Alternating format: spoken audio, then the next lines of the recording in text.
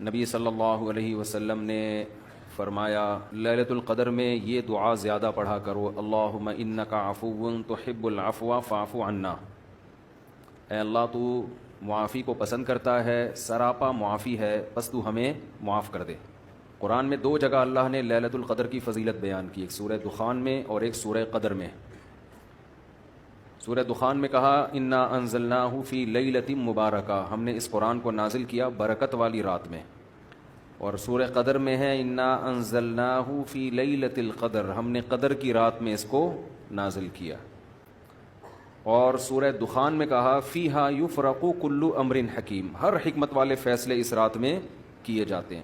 تو یہ سب لیلۃ القدر کے بارے میں ہے، اس کو لوگ شب برات پر لے جاتے ہیں۔ اور قرآن میں ہے خیر من الف شہر، 1000 مہینے سے بہتر ہے۔ تو اس لیے لیلۃ القدر کو تلاش کرنا چاہیے، ہمیں متعین طور پر وہ بتائی نہیں گئی ہے، بتایا گیا تھا نبی صلی اللہ علیہ وسلم کو لیکن آپ کو بھلا دیا گیا۔ اس میں حکمتیں ہیں، مصلحتیں ہیں۔ بڑی حکمت یہ ہے کہ اگر بتا دی جاتی تو ہم رمضان کے آخری عشرے میں پوری میں عبادت نہ کرتے، پورے سال سوتے رہتے، پورے رمضان سوتے رہتے، اور خاص اس رات کو کچھ اللہ اللہ کر لیتے۔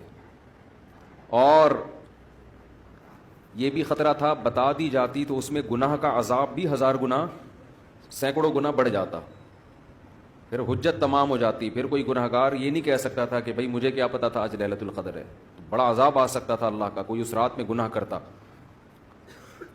تو اس لیے اللہ کی حکمت نے اس بات کا تقاضا کیا کہ اس رات کو چھپا دیا جائے۔ اب امکانات ہیں، پہلی بات تو رمضان میں ہوگی، اتنی بات تو تقریباً یقینی ہے۔ دوسری بات رمضان کے آخری عشرے میں ہوگی، یہ بھی تقریباً یقینی ہے۔ اب آخری عشرے میں پھر ہمیں یقینی نہیں بتایا کون سی رات، یہ بتا دیا گیا کہ طاق راتوں میں، یعنی 21ویں رات، 23ویں رات، 25ویں، 27ویں اور 29ویں، ان راتوں میں امکان زیادہ ہے۔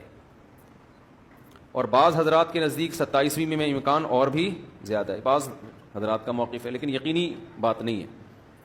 تو طاق راتوں میں یعنی کوشش تو کریں رمضان کے آخری عشرے میں عبادت کریں، ورنہ کم سے کم آخری درجہ کیا ہے کہ رمضان کی طاق راتوں میں خود بھی نماز، تلاوت اور دعا میں دل لگائیں، اور اپنے گھر والوں کو بھی نمازوں اور تلاوت میں لگائیں، دعاؤں کو، بچوں کو بھی لگائیں، اٹھایا کریں رات کو جا کے کہ بیٹا اٹھو، تھوڑا اللہ اللہ کر لو، نماز پڑھ لو، کچھ اللہ سے دعائیں مانگ لو۔ دعا کو بہت فوکس کرنا چاہیے، آج کل دعاؤں کو چھوڑ دیا بالکل، حالانکہ سب سے بڑی عبادت ہی دعا ہے۔ دعا میں اللہ اور بندے کا جو کنیکشن ہوتا ہے نا، وہ نماز میں بھی نہیں بنتا، وہ تلاوت میں بھی نہیں بنتا،